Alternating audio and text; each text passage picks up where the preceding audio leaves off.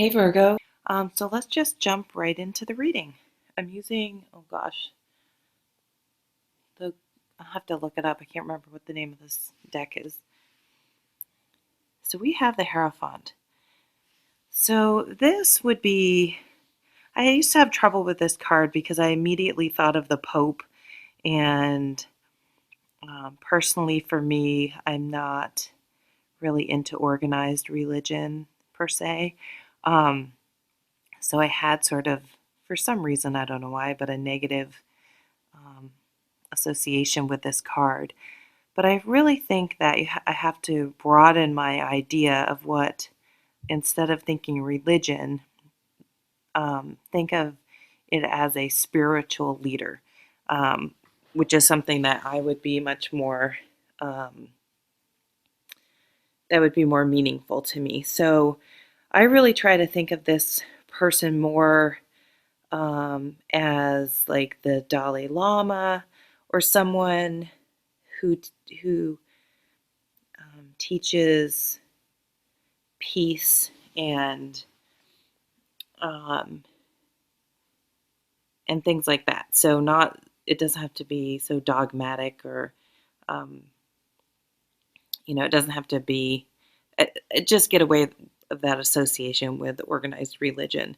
So this is a leader who really inspires us to live, practice what we preach, I think is a good way to put it. So, if you're preach tolerance and inclusivity and things like that, make sure that we actually really do put those um, thoughts into practice in our everyday life, and really examine whether we do that or not. Um, and if we don't, that's an area that we can work on. So this leader, spiritual leader, really embodies. Not only does he or she able to um, teach us, but um, they themselves live their lives in alignment with their beliefs, which is a true leader, in my opinion. Not there's no do as I say, not as I do. This person walks the walk. So this card can come up in your life um, in a couple different ways. It can come up when you're sort of searching for something that maybe you're feeling a little lost and you need someone to help you find your way. So often if you're in need of a teacher, this card will come up, especially if you're kind of feeling a little lost spiritually, you're feeling lonely or confused, or sort of divine discontent. I read that in some book. I don't even know what card it went to, but I really like that. Just sort of some basic, something just isn't quite right, and you can't quite put your finger on it because it's not necessarily tangible. It's just kind of, you're feeling like you need to change something. So you could maybe try to seek out a teacher, um, get a book, anything, just get out into nature. Because again, this doesn't actually even have to be a person. Wherever you feel at peace and you can sort of go within and get centered and help find yourself. It could be a yoga teacher. Maybe you really need to breathe, a counselor, all sorts of things. So let's jump into the next card. And yeah, so the Four of Cups. So the Four of Cups um, in the classic Rider-Waite deck shows someone sitting under a tree, and they look, mopey and sad, and they're staring at this cup that's spilled over. Yet behind the person are three full cups that are still upright. So it talks about apathy, boredom.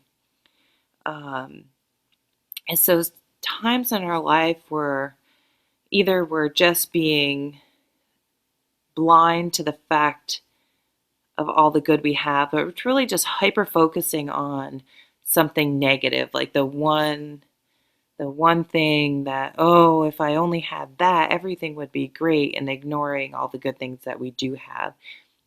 So it really calls on us to bring perspective into our lives, and it's a little bit of a, if you're obsessed with something, so you can just be obsessed with something that hasn't gone right, or whether it's a relationship, a person, whatever you become hyper focused on, and you think that only if that happens are you ever going to be happy again, or that's the sole reason for your unhappiness, and you're just completely blind to all the other things that you really do have.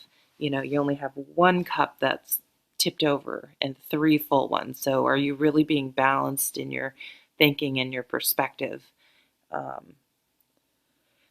And perhaps if you focus on something else and don't put, where your energy and thoughts go, your energy goes. So if you're just constantly harping on this one negative thing, it's going to become all consuming, and it's really distorting your actual experience in your life and what you really have and what you're really experiencing, because you're just so hyper focused on one thing. It's not healthy. It's not good for you emotionally. You need to try to somehow bring balance, and I think that's where this person, this person, or however you want to try to center yourself and open up your mind. For me, it's really tarot cards. They help me consider different perspectives and meditate, and they really make me feel better about things actually after I read them. So whatever it is, maybe it's going for a run. It doesn't have to be going to church, but that may be it for you too, and that's perfectly fine. So let's see what this last card is. The Queen of Swords. Wow, so the Queen of Swords is going to kind of come in and look at this situation and see you crying over your spilled cup on the Four of Cups, and she's gonna set you straight. She's gonna tell you that, come on, this isn't so bad. You still have three full cups. You're being over emotional. Let's pick yourself up, take a shower. We're going out. Quit your moping. Things could be way worse. So she doesn't do well with a lot of emotion, and that could be part of it too. That if you are more like the Queen of Swords and you're feeling very emotional, it could be very disconcerting for you because you're just really not comfortable with all these emotions. So maybe something's bothering you a lot, and it shouldn't be bothering you as much as it is, and that's really bothering you, that it's bothering you so much, if that makes any sense. She doesn't like all those emotions. But the way I am reading this is I really think if you're stuck in the Four of Cups, that you really need to bring the Queen of Swords energy into your life. And she's the type of person, she'd be a lawyer. She's very logical. She may be a little blunt at times, but she really has a way of really getting to the heart of the matter and just being objective about it, though, removing the emotions and giving you a clear cut way to proceed. So it's interesting that the hierophant can kind of bring the soul-searching spiritual side.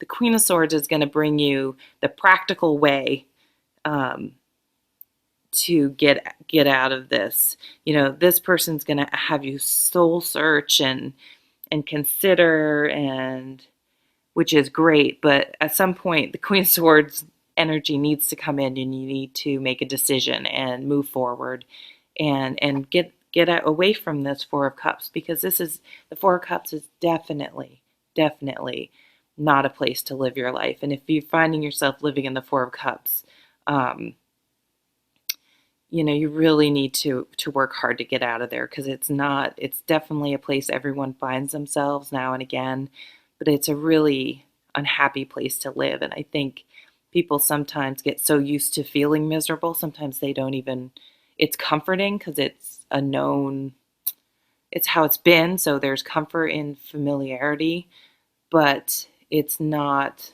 particularly healthy or accurate of how your life really is. And so you need the perspective of the Queen of Swords to cut away this emotional filter. I talk about that a lot, that we view our life through, um, and give you a better perspective. It might hurt. You think of swords; they can be cutting. It might hurt, but she's usually right, and you would do well to listen to her and try to bring her energy into your life, and be, if you need to cut something, let go. Maybe you need to kick that cup that's tipped over, kick it into the, usually there's like I think a river in the picture. I'm not really sure if I'm remembering that right. Maybe you just need to kick that down into the river and let it go. Um, and be done with it, and stop focusing all your time and energy, and look to something new and make a plan. Be exact about it. She's a little cold and calculating and not emotional, but that, if when you're absorbed in the Four of Cups, you need something more um, solid and concrete and less emotional, and maybe tasks, writing lists, like crossing things off, being very exact, and working towards something very deliberately, very methodically, and not letting your emotions rule. So thanks so much for watching, and I'll see you at the next video. Take care.